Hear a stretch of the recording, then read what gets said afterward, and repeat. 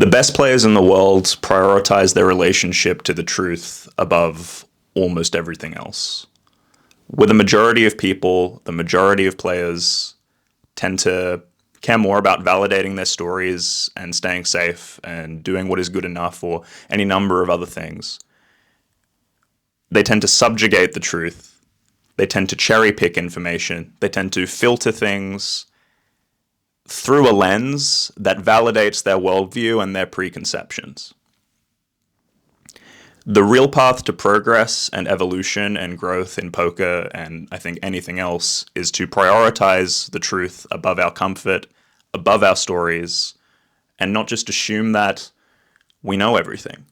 And that's pretty easy to say. It's a bit harder to do. It's very simple, but it's not easy. Most of the suffering, most of the hellishness, most of what people believe is afflicting them in poker and makes poker so hard is their reluctance to prioritize the truth.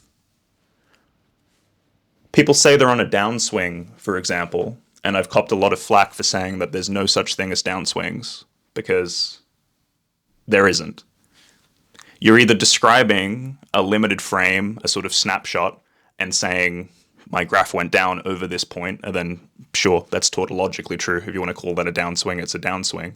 But when people say they're on a downswing, they've bought into this illusion, they've bought into this story that this momentum of losing is going to continue. If your results are a product of not actually being a winning player, of not actually being profitable, then you're not on a downswing, you're just experiencing results that are in line with what you're likely to expect. If you are a winning player and you're going through a negative patch of variance and truly you wouldn't have played differently, you wouldn't have made any different choices and the cards just went that way, then that's just part of what you signed up for when you bought into poker. And if you change your snapshot of the graph, you're no longer on a downswing. You don't cure downswings by becoming so good that you can't have a downswing. You cure downswings by taking a step back and realizing that the downswing isn't actually a problem and it's all in your head. You let go of the story and you face the truth. How does poker work? What are we actually doing here? Where does the profit come from? Where is my perception not lining up with reality? And where is that costing me money? Where is that causing me to make mistakes? And then rather than looking for the next hack or the next system or the next trick, you actually commit to that frame. You commit to prioritizing the truth and letting go of your limited stories, emptying your cup so that you can be open to taking in this new feedback and more receptive to what is actually going on in front of you. At that point, it gets a whole lot simpler because there's no longer this conflict between this comfort and this attachment to an old way and being receptive to what's actually right in front of you simply and plainly. The pain we feel when we get in with a good hand and we lose to a hand that had a lot less equity comes from not accepting the reality of that's just how variance works.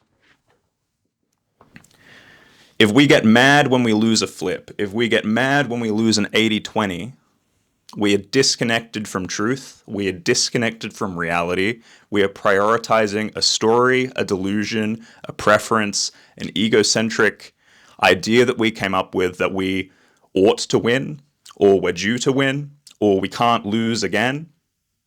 All of those ideas are bullshit and they don't merit entertaining. You just have to let them go. That's it. That's the path forward. There's your mindset training. You have to recognize the unreality of these projections, let them go, and prioritize the truth. Work on your relationship to truth rather than having an abusive, manipulative, cagey relationship to the truth. And then it's all going to get a whole lot simpler from there.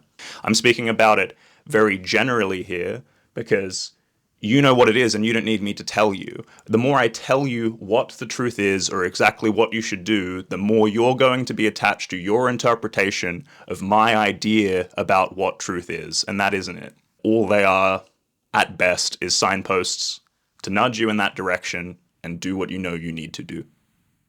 So the next time you open up a solver, don't go to just check if your hand plays that way.